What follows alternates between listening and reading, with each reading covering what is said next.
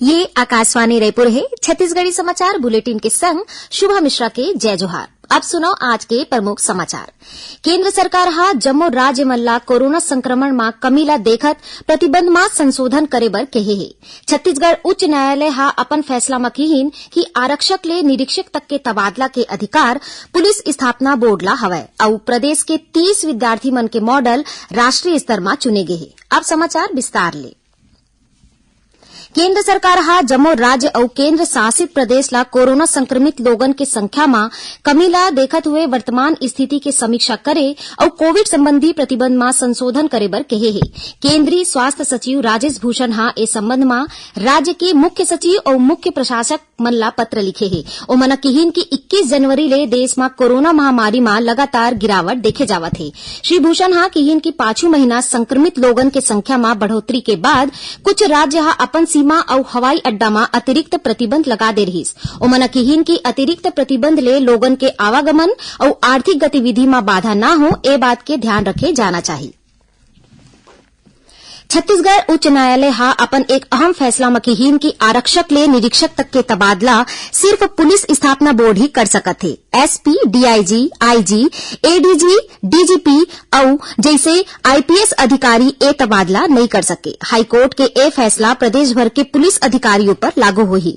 उच्च न्यायालय के मुख्य न्यायाधीश अरूप कुमार गोस्वामी और न्यायाधीश एम के चंद्रवंशी के खंडपीठ हा अपन फैसला में कहिन कि पुलिस अधिनियम 2007 छत्तीसगढ़ के सब पुलिस अधिकारी और कर्मचारी ऊपर लागू होते।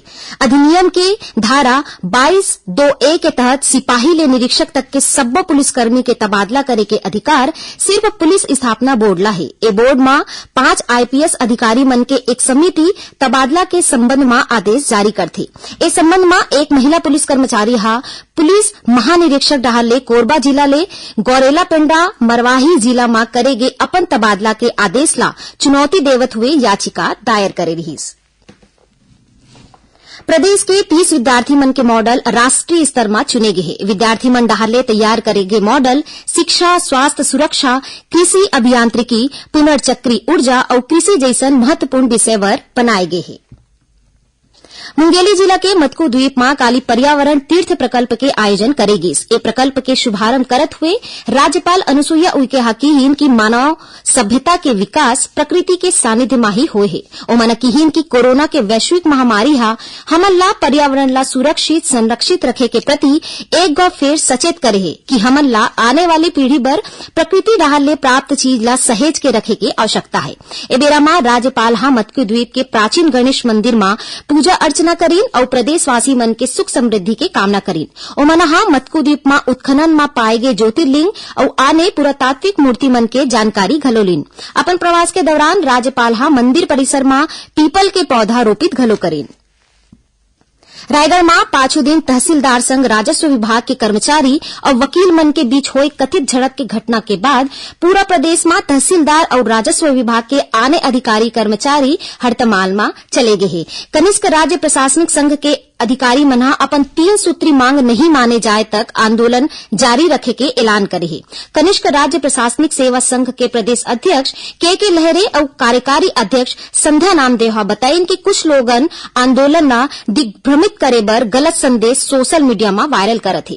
आंदोलन करत अधिकारी मन के कहना है कि राजस्व अदालत में उखड़ सुरक्षा के समुचित व्यवस्था करे और कथित झड़प के घटना में शामिल सब्बो अभियुक्त के गिरफ्तारी उखड़ प्रमुख मांग है। घटना के संबंध में प्रार्थी राम प्रसाद सिदार हा आज रायगढ़ के नगर पुलिस अधीक्षक ला एक लिखित शिकायत दे के घटना के सबो आरोपित ला गिरफ्तार करे के मांग करीन। ये आंदोलन की वजह ले आज घलो प्रदेश के आने तहसील में कामकाज प्रभावित रहीस। उहे रायगढ़ में आज वकील मनहा घलो अम्बेडकर प्रतिमा के सामने टेंट लगा के अनिश्चितकालीन धरना प्रदर्शन शुरू करीन। वकील मनहा प्रदर्शन के दौरान पुतला टांग के शंख घलो बजाइन। ओती बलौदा बाजार में आज राजस्व अधिकारी मनहा उखर आंदोलन में वकील डाहर ले करे गए कथित टिप्पणी ऊपर आपत्ति जतात हुए जिला प्रशासन ले उचित कार्यवाही की मांग करीन। राजस्व अधिकारी मनहा नगर में पैदल मार्च करके कलेक्टर ला 6 बिंदु के ज्ञापन घलो सौंपीन।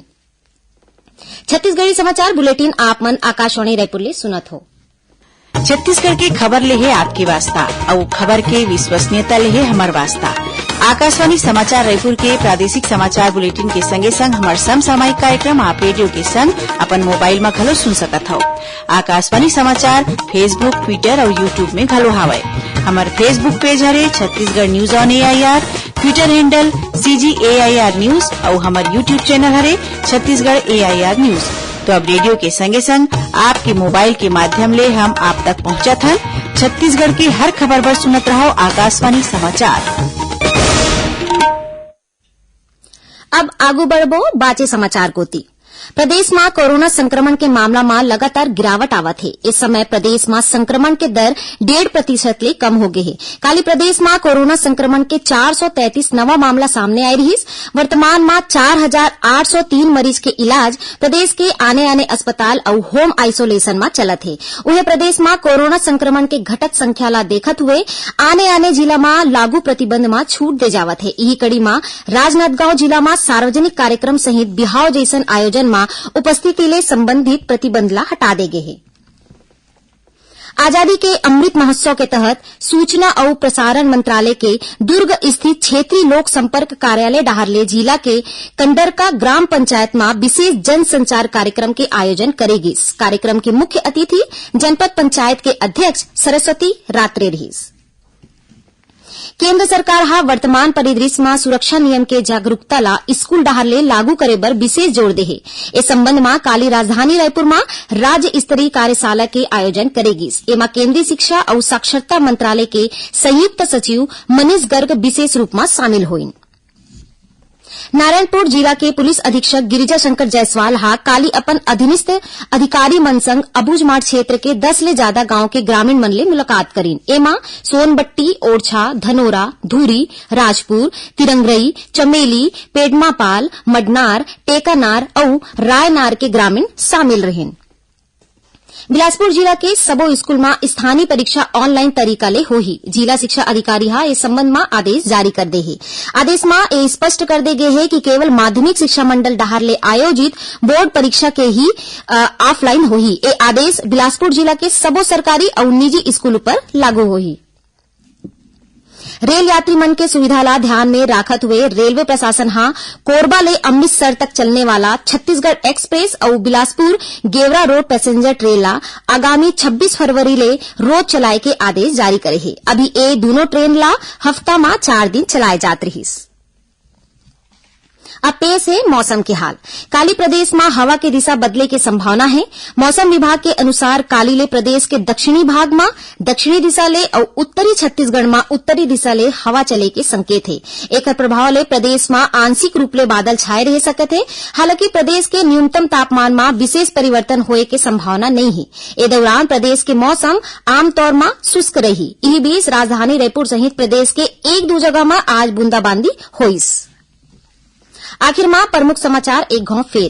केंद्र सरकार हा जम्मू राज्य मन ला कोरोना संक्रमण में कमी ला देखत प्रतिबंध में संशोधन करे बर कहे है। छत्तीसगढ़ उच्च न्यायालय हा अपन फैसला में कहिन कि आरक्षक ले निरीक्षक तक के तबादला के अधिकार पुलिस स्थापना बोर्ड ला हवै और प्रदेश के 30 विद्यार्थी मन के मॉडल राष्ट्रीय स्तर में चुने गए है। एक संग छत्तीसगढ़ी समाचार बुलेटिन इहे सिरावत है। जय जोहार।